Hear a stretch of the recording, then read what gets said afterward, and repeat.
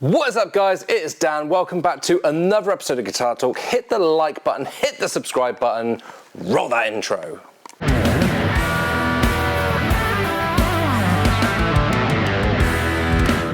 What is up, guys? Welcome back. So today we are looking at the TONEX 1 pedal, which is a pedal I've been wanting to check out for a while. Loads of people have called it a game changer, an absolute miracle of a pedal, all of these wonderful things. So I thought, hey, let's get one, let's plug it in, let's see what it can do. So with that being said, today I am using this PRS 1996 USA McCarty.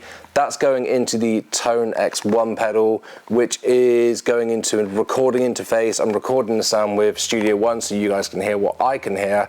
I've had a quick little 10-minute play with this pedal, so we'll see what I can get out of it with just a little brief playthrough. Let's jump into the screen now. So you can see here, we've got the TONEX SE software loaded up. The SE software is what you get with the pedal once you have registered it. Let's pop my headphones on so I can hear myself. And let's take a listen to see how this sounds. We're on a 70s twin clean sound.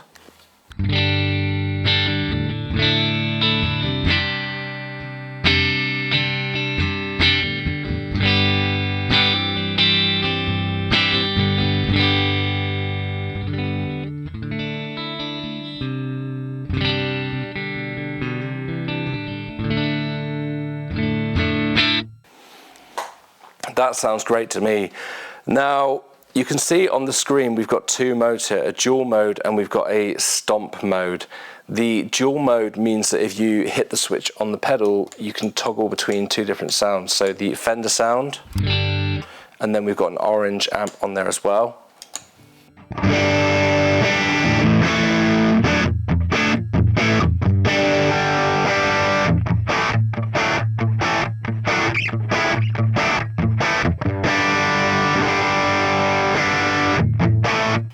So two very different sounds loaded with just a touch of a pedal. And you can see if we want to change one of these, then we can just, let's go to something else like, what have we got? We've got a 5150 over here. We'll look at that in a second. So we will go for, let's go for a Marshall. High gain. You'll see it says, do you want to overwrite what's on the pedal? Hit overwrite, syncing.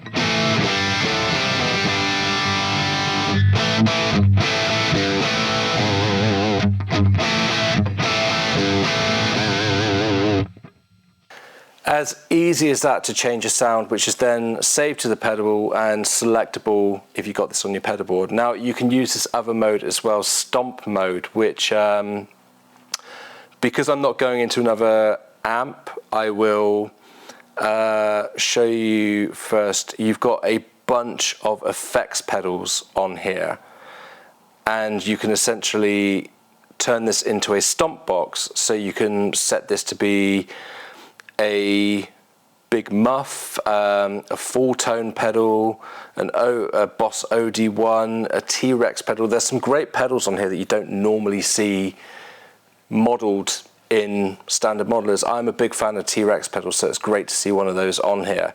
So you can essentially turn this into a stomp box of different effects pedals. But because we are just going directly into a recording interface, and that's going to sound a little bit pants, you can see we've got the PV5150 loaded up, ready to go.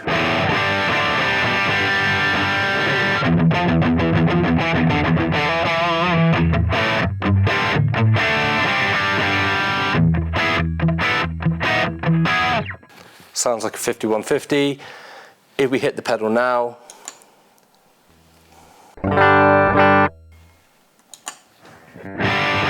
you can see it just acts as an on and off pedal rather than a toggle pedal. For me personally, the dual mode is where it's at, where you can switch between two different channels of an amp, two different amps completely. It just makes it incredibly flexible. And you don't have to do that on here. Although the pedal itself is very compact with not a lot of controls on it, with these controls, there's loads of things you can do. So for example, with this Alt button, if we hold this button down for, I think, 6 seconds, you'll see we've got a flash. I think that was 3. And then we go to this here. You can see, if you watch the screen, if I toggle left and right on the pedal, the LED changes color so you know what you're on, but it switches between the 2 different modes. So that's one thing that you can do.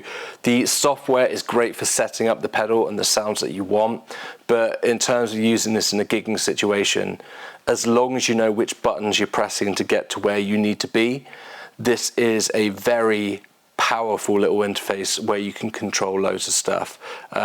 So let's go back to our toggling between sounds, and we'll load up something else. Let's go for powerful clean.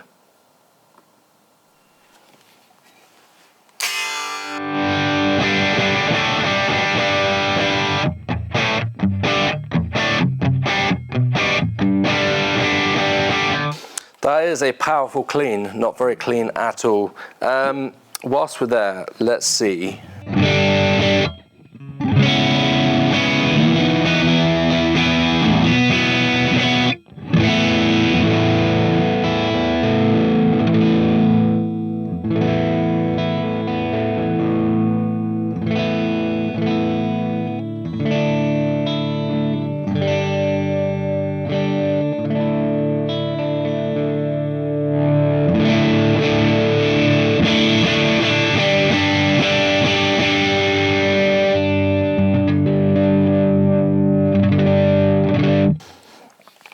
Very, very dynamic and touch sensitive as well, so great feel.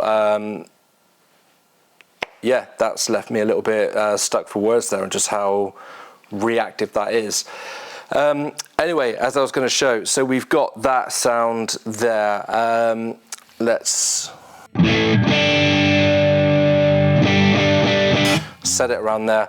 So you can see on the actual pedal itself that we've got 3 controls at the top where you've got bass, mid and treble, and then underneath you've got reverb, compression and noise gate, a volume and a gain. You can switch between these. So where these are captures, think of the EQ as more, you've got the sound that you want, like when you're recording and then you're doing a bit of mixing and you put an EQ plugin on and you're shaping the sound that you've already got. So if you want to add a little bit more treble, a bit more bass in there, and you want to take some of the mids out, then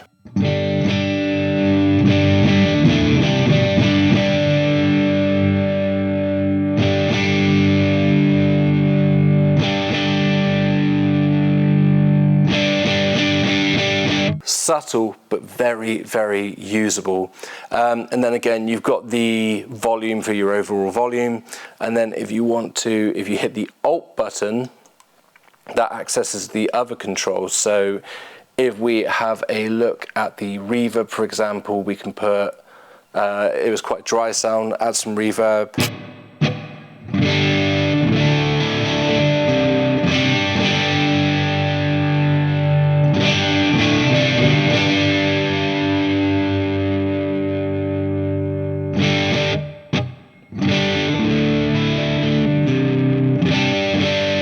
And then with the gain control,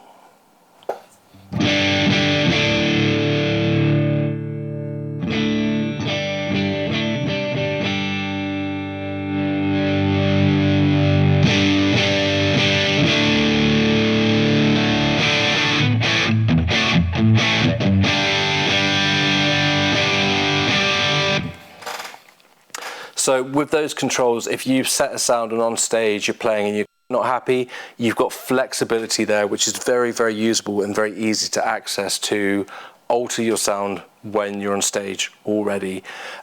You can as well, if we go into, I think, the home section on the screen, we can turn the cab section off, we can turn the amp section off.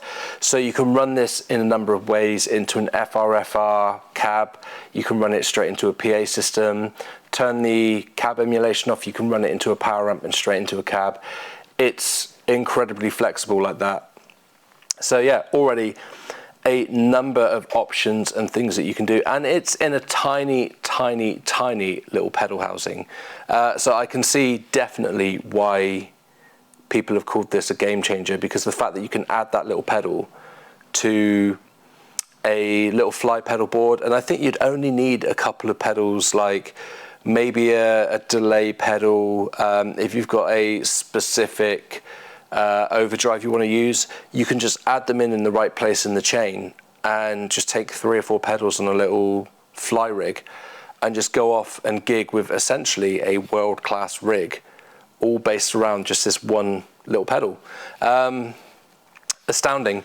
The technology that we've got these days to do this kind of thing. Obviously Kemper kind of pioneered this whole profiling, capturing. They've got the big toaster, they've got the Kemper stage, then they brought out the Kemper player, which is a bit bigger than this. And then TONEX have just kind of gone, hey, we're going to go as small as we can go. It wouldn't surprise me if one day they made something like this, but just in a little jack that you can plug into your guitar, and you've got a couple of little buttons on a jack plug, and that you get it all built into your jack. That wouldn't surprise me. That was coming one day once they minimize the technology even more. But hey, this pedal itself, absolutely astounding. It is definitely worth trying one of these out if you can get hold of one to try out. I did have to register this to access the software. So it's not quite as easy as going into a shop and saying, hey, can you unbox one so I can try it out? I did have to register it to access all this stuff. Which is a little bit of a downside, but I can see why they do it, to obviously protect the software and all that. It does give you access as well to the ToneNet, which if you look on the screen, these are, I believe, captures that other people have created that you can access and download. There are stores and partners that you can, like probably Tone Junkie, that kind of stuff, where you can buy the captures that they've made to put on here. And it is, again, as easy as if you find something that you want. I don't know how this is going to sound, because you do have to rely on the fact that someone has made a good capture. If someone's made a bad capture and uploaded it, it's going to be a bad capture. If it's a good capture, it's going to be a good capture. But let's find something.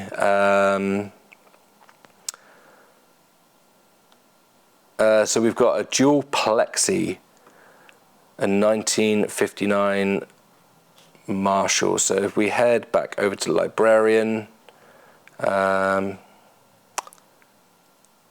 and drag that in, it's downloading and syncing, overwrite.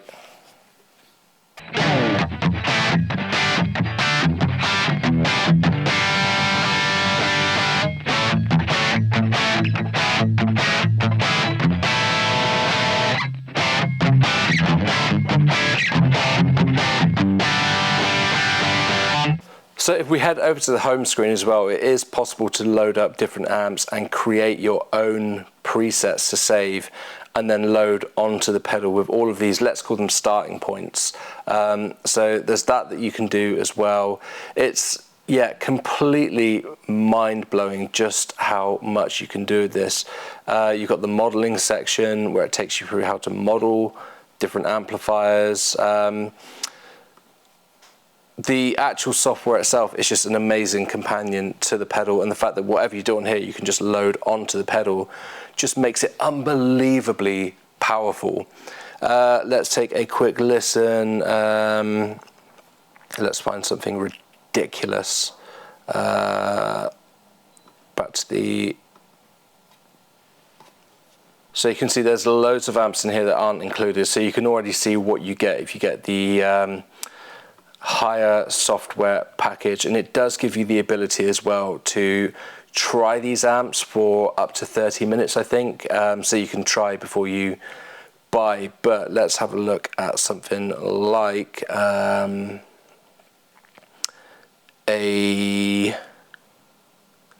Hot 51 Rhythm. Let's try that.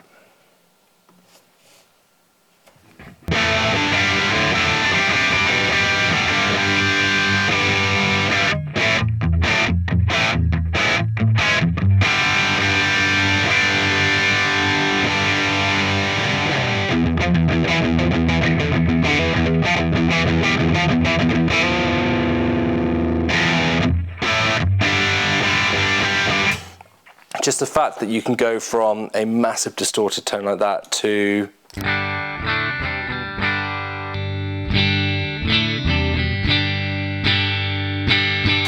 a Fender clean tone with just a tap of a button on something that small. I know you can do that on other modelers, but just on something that small, and as I say, you can store 20 amp models on there and cycle between all of them. Completely astounding. I can see why people are calling it a game changer. Let's take these off. So there we go, a little brief run through of the pedal, some of the stuff that it can do, just scratching the surface. And even with that just little small dive into the pedal, you can see what the pedal is capable of and how powerful that can be. That straight away, just 2 amp sounds dialed in exactly how you want. You can get by on a whole tour on 2. Some people just use 1 amp sound. So that in a pedal this size, incredible. Anyway, let me know what you guys think in the comments. Let me know, have you got one? Have you put it to good use? Do you use it for recording? Have you gigged with it? How is it live to use? Let me know what you guys think. I'm gonna have some more fun playing with this and having a bit more of a deep dive on it. And I will see you guys in the next video. Bye.